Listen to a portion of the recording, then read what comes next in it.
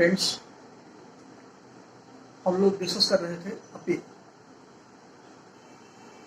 Appeal के main provisions हम discuss कर चुके थे।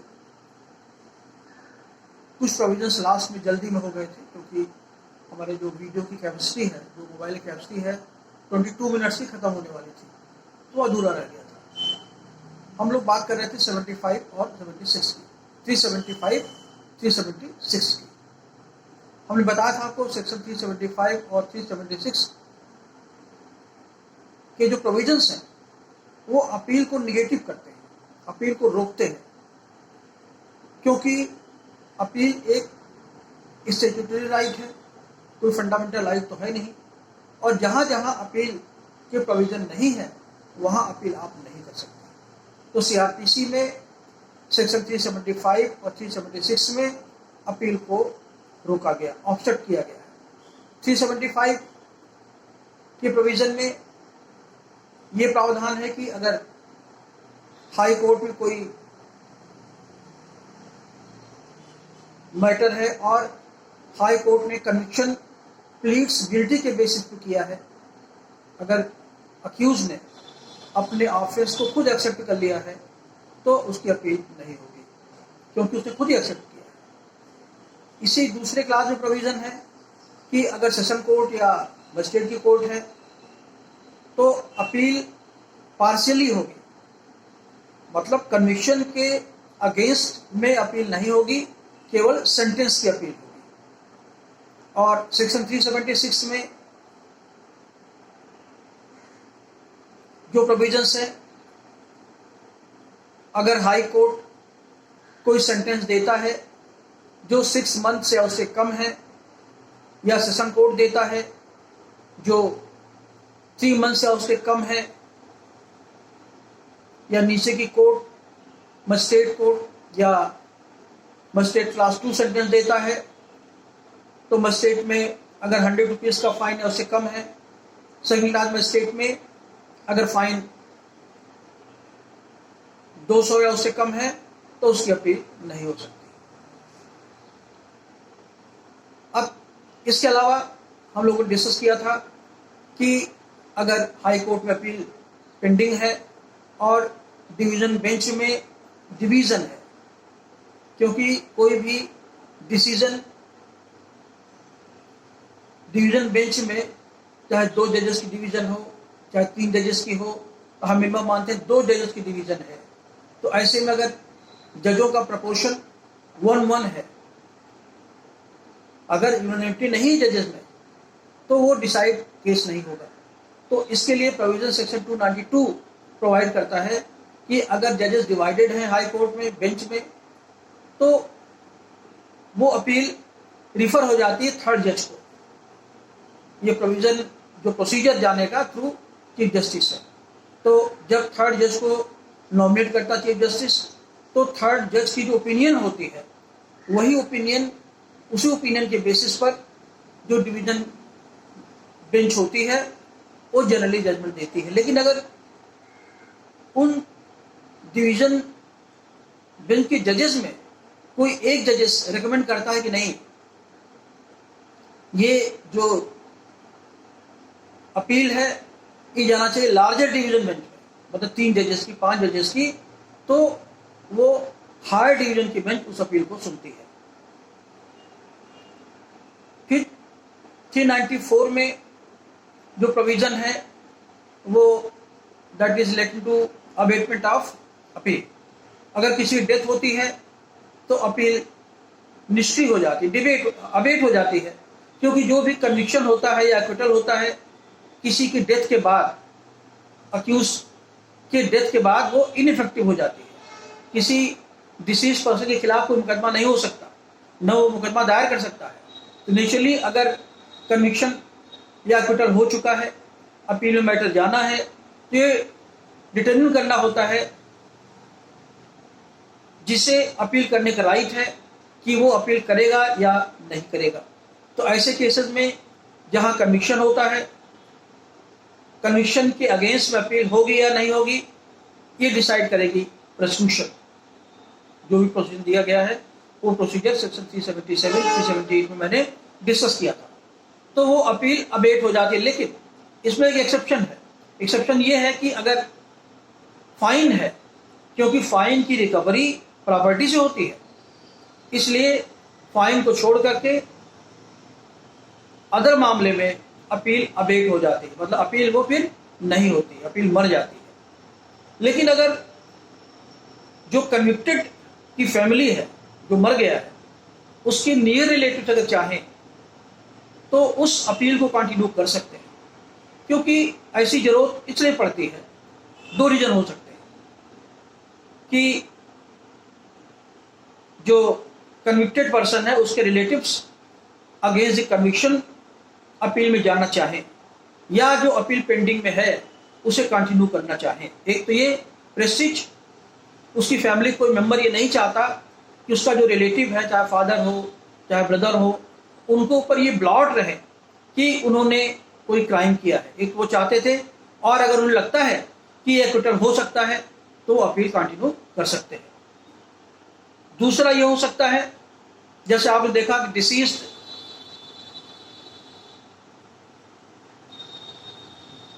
के केसेस में वही है कि अगर डिसीज के बच्चे समझते हैं, उनके रिलेटिव समझते हैं कि नहीं अपील कंटिन्यू किया जाए, और जिनके ऊपर दाग लगा हुआ है उनको बेदाग बना दिया जाए, तो अपील को कंटिन्यू कर सकते हैं। इसके लिए प्रोसीजर है 394 में 30 दिन के भीतर वो कोर्ट के सामने, अपील कोर्ट के सामने एप्लीकेशन दें, नियर रिलेटिव्स, ये प्रोविजन है। सेक्शन 393 में कहा गया है कि अपील फाइनल हो जाती है। अगर एक बार अपील कोर्ट से कोई जजमेंट हो जाता है तो दोबारा उसको रीअगिटेट नहीं कर सकते। इस तरीके से ये रिजुडिकेटर का प्रिंसिपल अप्लाई करती है। लेकिन 377, 378 के केसेस में एक्सेप्शन दिया गया है। अगर कोई ग्राउंड एडिशनल बनता है, एक्स्ट्रा ऑर्डिनरी ग्राउंड बनता है, तो एक्विटल के अगेंस्ट में प्रोसिक्यूशन मैटर को रीअगिटेट कर सकता, सुनवाई के लिए कोर्ट के सामने कर सकता। अदरवाइज रूल यही है कि उस कोर्ट में, जिस कोर्ट ने जजमेंट दिया है, उस कोर्ट के लिए वो मैटर फाइनल हो गया है और उस कोर्ट में दोबारा रीअगिटेट नहीं हो सकता।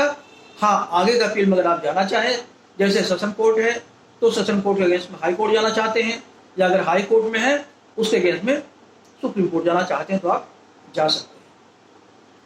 एक सेक्शन 391 है। 391 में प्रोविजन है कि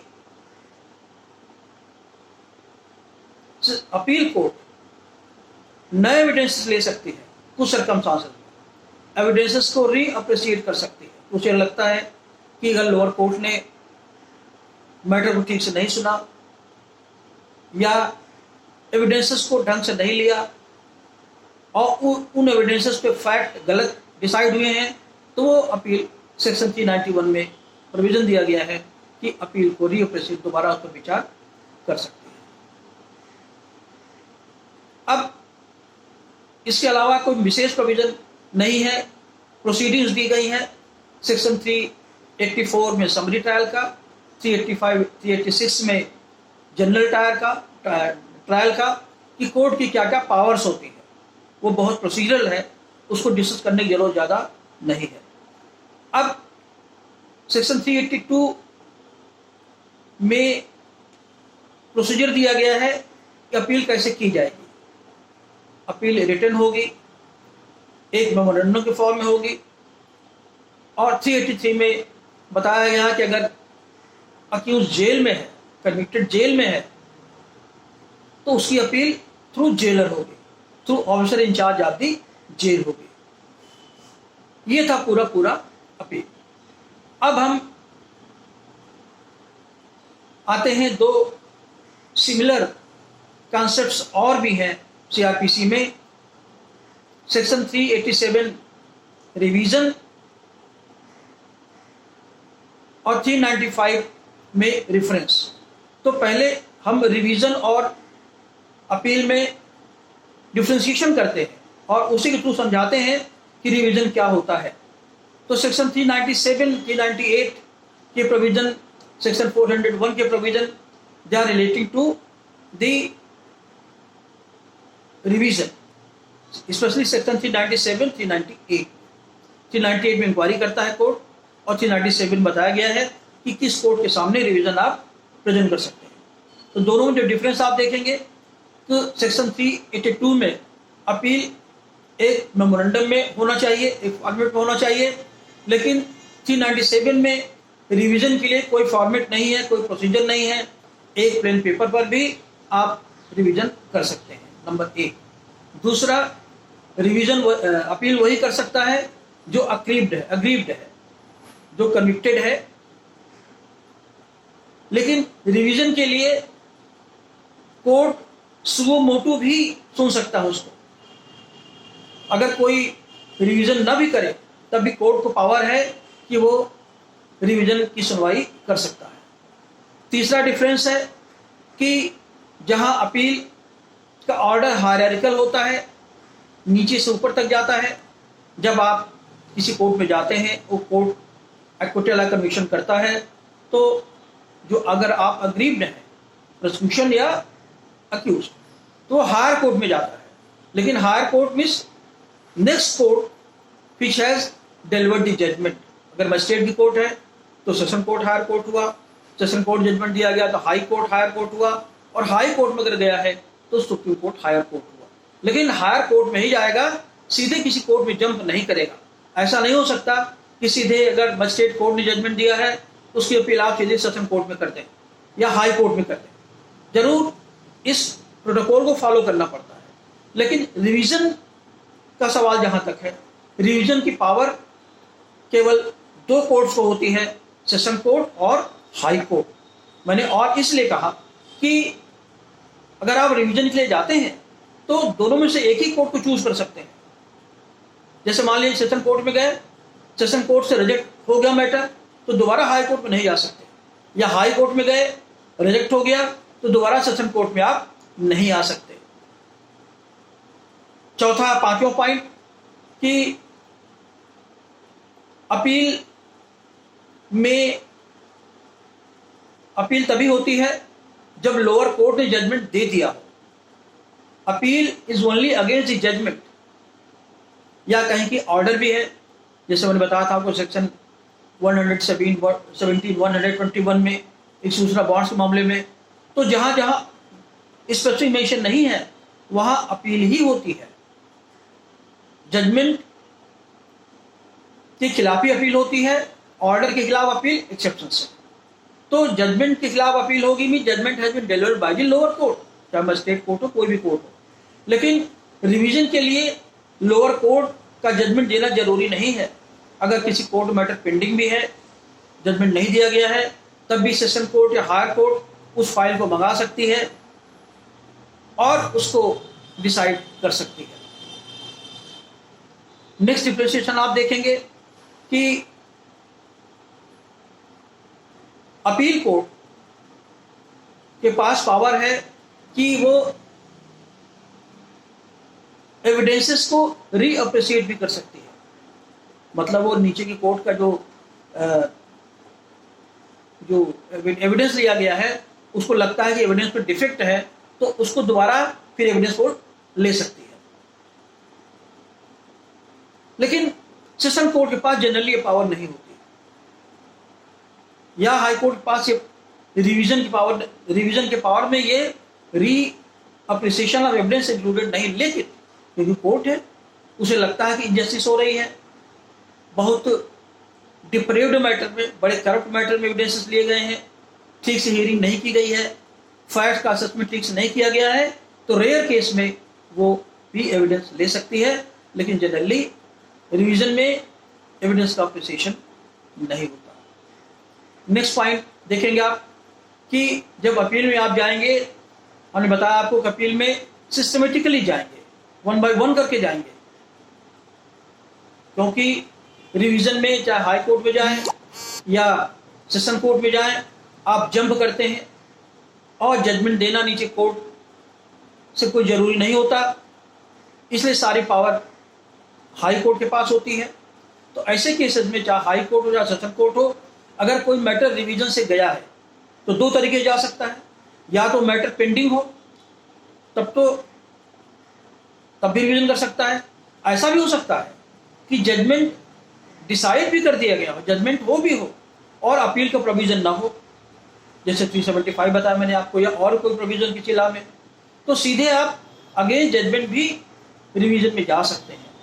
और अगर नीचे की कोर्ट ने एक्विटल किया है तो रिवीजन कोर्ट के पास उसे सीधे कन्विक्शन की पावर नहीं होती। उस रिवीजन में ये नहीं कर सकता कि कन्विट कर देगा, उलट दे जजमेंट को। वो केवल ये कर सकता है कि वो नीचे की कोर्ट को जहां से जजमेंट आया है उसे रिफर कर दे मैटर को। रिफर करने के बाद डिसाइड करे इस मैटर को कैसे हियरिंग होनी है। तब इसके बाद जब अगर अपील होती है तो केवल अपील कोर्ट के पावर है कि वो जजमेंट को, नीचे की कोर्ट की जजमेंट को उलट सकती है। तो अगर एक्विटल है तो कन्विक्शन सीधे सेशन कोर्ट या हाई कोर्ट रिवीजन में नहीं कर सकती। ये मैंने आपको बताया मोटी मोटी बातें जो रिवीजन और अपील को डिस्टिंग्विश करती हैं। और जब रेफरेंस में आप जाते हैं तो सेक्शन 398 में इंक्वायरी की पावर है सेशन कोर्ट को, वही पावर हाई कोर्ट को भी है 401 में, लेकिन इंक्वायरी करेगा, इंक्वायरी करने के बाद हियरिंग करेगा। प्रोसीजर वही है, जैसे इंक्वायरी और ट्रायल दोनों एक ही है, सारे एविडेंसेस वही आते हैं एक्सेप्ट एक्विटल कन्विक्शन। तो इंक्वायरी करेगी, इंक्वायरी करने के बाद मैटर को रिफर करेगी नीचे की कोर्ट को, तो जो डिसाइड करेगी तब ऊपर फिर अपील में सुनवाई होगी। एक चीज यहाँ और इंपॉर्टेंट है, यहाँ हमने देखा कि सेक्शन 397 में हाई कोर्ट और सेशन कोर्ट का एक ही स्टेटस है, क्योंकि अगर आप आ गए हैं सेशन कोर्ट में तो हाई कोर्ट नहीं जा सकते, हाई कोर्ट में आ गए हैं तो सेशन कोर्ट नहीं जा सकते। तो यहां पर सेशन कोर्ट और हाई कोर्ट दोनों क्रिमिनल कोर्ट है, क्योंकि जनरली आप देखेंगे high court is a constitutional court, it is not a civil court not criminal court. लेकिन सिविल लॉ में भी और क्रिमिनल लॉ में भी सेक्शन 6 में आप देखेंगे लिखा गया apart from the high court, जिसका अर्थ ये होता है कि हाई कोर्ट तो है ही, तो हाई कोर्ट को क्रिमिनल लॉ की पावर होती है और सिविल लॉ की पावर होती है। यहां पर आपने देखा कि एक तो हाई कोर्ट को पावर होती है क्रिमिनल लॉ की अपील में, रिवीजन में, दूसरी पावर होती है उसकी बेल में। तो बेल और रिवीजन में हाई कोर्ट कॉन्स्टिट्यूशनल कोर्ट भी है और क्रिमिनल कोर्ट भी है, दोनों पावर एक्सरसाइज कर सकता है। तो ये पावर एक्सरसाइज होती है केवल रिवीजन की। इसके अलावा दो कॉन्सेप्ट और भी हैं जो हम डिस्कस करेंगे, कल डिस्कस करेंगे, क्योंकि टाइम गैप पूरा हो रहा है मोबाइल का, अब इसके बाद इससे कैपेसिटी नहीं है। कल हम डिस्कस करेंगे